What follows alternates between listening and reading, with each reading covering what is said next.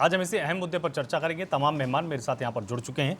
अमिताभ बनर्जी मेरे साथ होंगे, वरिष्ठ नेता बीजेपी के तौर पर, बहुत स्वागत होगा उनका। इसके साथ ही पल्लव नाग जी मेरे साथ हैं, वरिष्ठ नेता टीएमसी के तौर पर। पल्लव जी, बहुत स्वागत है आपका टीएनपी न्यूज़ में।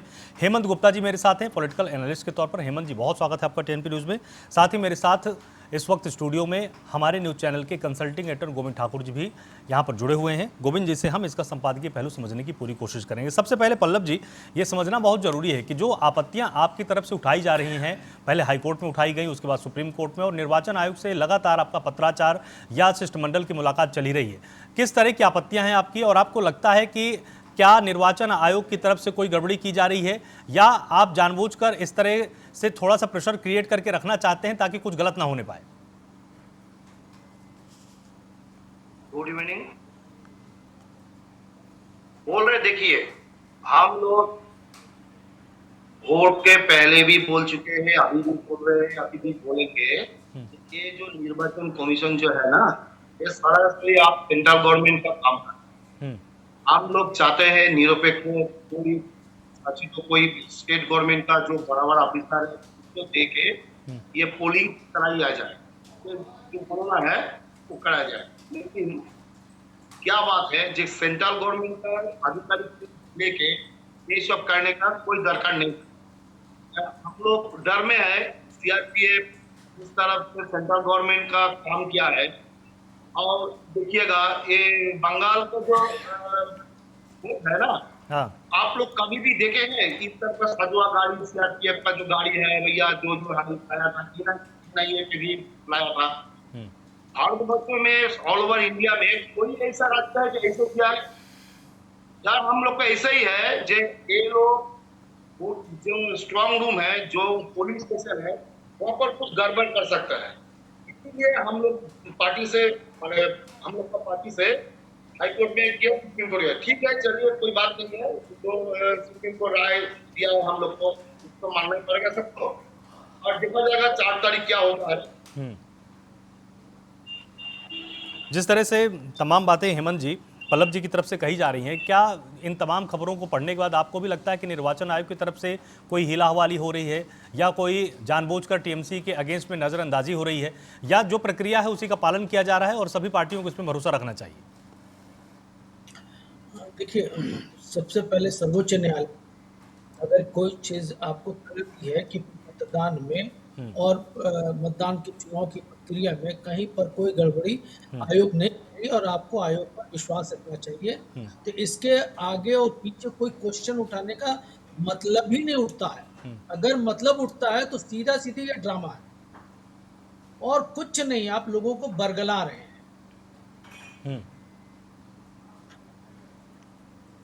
आपकी आवाज़ बिल्कुल साफ आ रही है, बोलिए आप। हेमंत जी, आप तक मेरी आवाज़ आ रही है?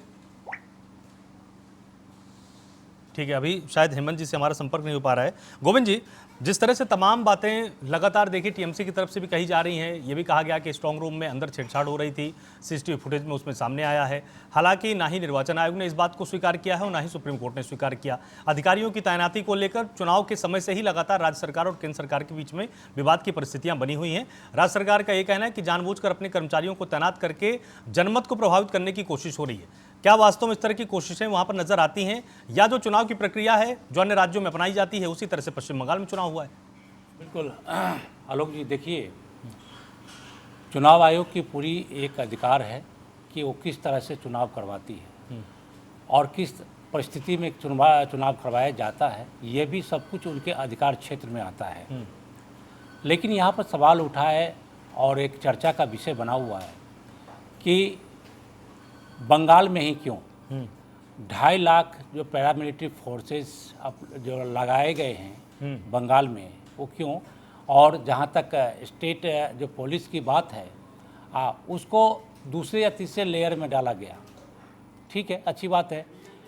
ऑब्जर्वर की जो बात है, तो सारे सेंट्रल कर्मचारियों को ऑब्जर्व के तौर पर लाया गया। फिर इसके बाद पुलिस जो अधिकारी हैं उनको पुलिस ऑब्जर्वर के तौर पर लाया गया था। इस पर आपको टीएमसी के तरफ से ये ज़रूर उनको आशंका है कि जिस तरह से प्रचार प्रसार किए गए और जिस तरह से सेंट्रल गवर्नमेंट की तरफ से एग्रेसिव कैंपेन किया जा रहा है और बीजेपी के तरफ से, तो वैसे में ये इनके सहायक के रूप में हो सकते हैं कि जिस तरह से डिप्लॉयड किया गया है बंगाल में चुनाव कराने के लिए। और अभी से नहीं, 6 महीना पहले से ही चुनाव आयोग और टीएमसी और विपक्षी पार्टियों के बीच में एक तनातनी हर मुद्दे पर बनता रहा, जिसको लेकर कि कोई बात मानी भी गई और बहुत सारी बातें को नहीं मानी गई।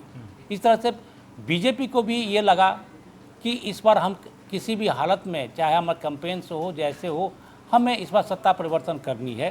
तो ठीक है, लोकतांत्रिक देश है, उसमें लोकतंत्र के आधार पर, चुनाव के आधार पर लोग के सत्ता परिवर्तन होते ही हैं।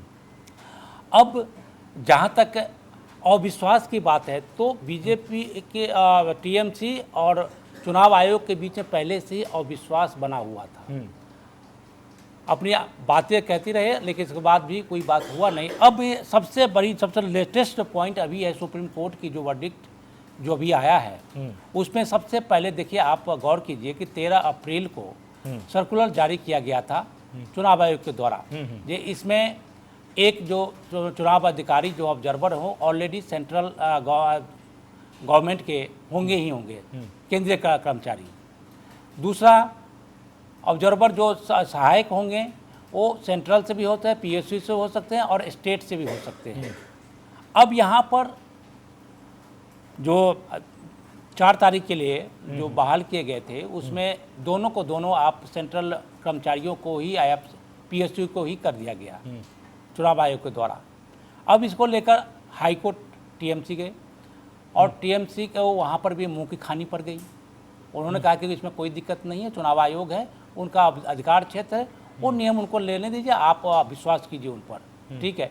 अब सुप्रीम कोर्ट ने भी उसी बात को दोहरा दी कि उनके अधिकार क्षेत्र में उनको करने दीजिए। अब सवाल यहाँ पर ये उठता है कि सुप्रीम कोर्ट के आदेश को एकदम निश्चित रूप से पालन होना चाहिए, सबको पालन करना ही होगा और चाहिए भी।